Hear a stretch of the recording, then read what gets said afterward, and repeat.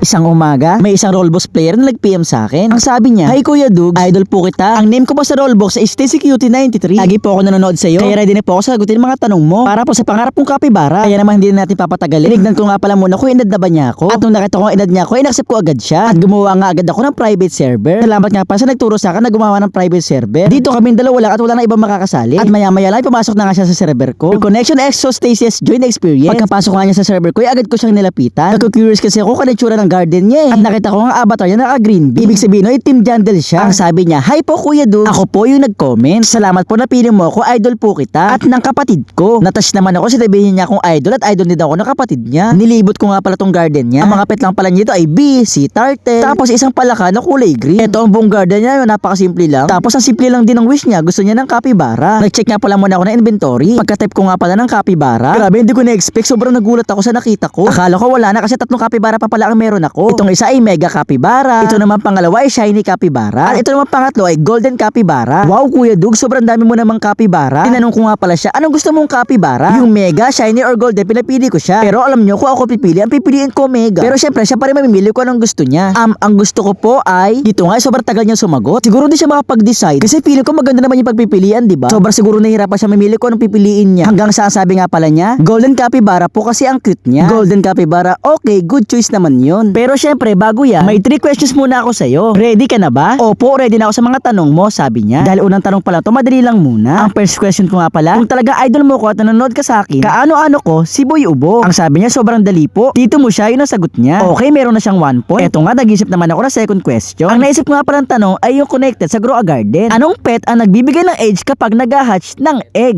Ostrich po. Grabe, ang dali, nasagot niya agad. Masasabi kong Grow a Garden player talaga siya kasi alam niya agad ang sagot. At sobrang dali niyang nasagot agad. Ang sabi ko, last question na to at magkakaroon ka na ng golden capybara. Handa na nga siya kasi sabi niya, "TY Kuya Dugs, ready na po ako." Okay, third questions, pero talaga ako naisip na magandang tanong. Kung talagang nanonood ka sa akin, sino ang kamukha ni Kappa Girl na lagi niyang sinasabi? Ang sagot niya ay Beanie Aya po. Alam ko po yan kasi idol ko rin po ang Beanie. Ang bias ko po ay si Stacy. Wow, grabe, nasagot niya lahat ng sagot. 3 points na siya. Grabe daw mga panimala, sobrang smooth lang dahil nasagot niya agad ang lahat-lahat. Kaya naman eto nga at na-read ko na siya. Bukod sa golden capybara, nagbigay pa nga pala ako ng ibang pet sa kanya. Parang pinaka-bonus niya yun kasi sobrang dali niya sumagot eh. Eto nga at kinonfirm ko na. Tenen, trade complete na. Ay, eto nga at bit na niya yung capybara golden. OMG, TY Kuya Dugs, yung sabi niya, tuwang-tuwa nga siya eh. Hindi ko gets pero ang sabi niya yata dito ay first time niya siguro. Sabi pa niya, ang cute po ng capybara. Ang sabi ko naman, ibaba mo yan sa garden mo, masusurprise ka sa makikita mo. Wala siyang kalam-alam na max level 100 yung capybara na binigay ko sa kanya. Ayan o, age 100. Sabi niya, wow, level 100. TY o thank you po talaga. Ang masasabi ko naman, deserve niya yan dahil magaling talaga siya. At totoong fan talaga siya. Kaya ikaw, may tanong ako sa'yo. Kaya mo bang sagutin ang mga tanong ko? Ikaw, anong pangarap mo?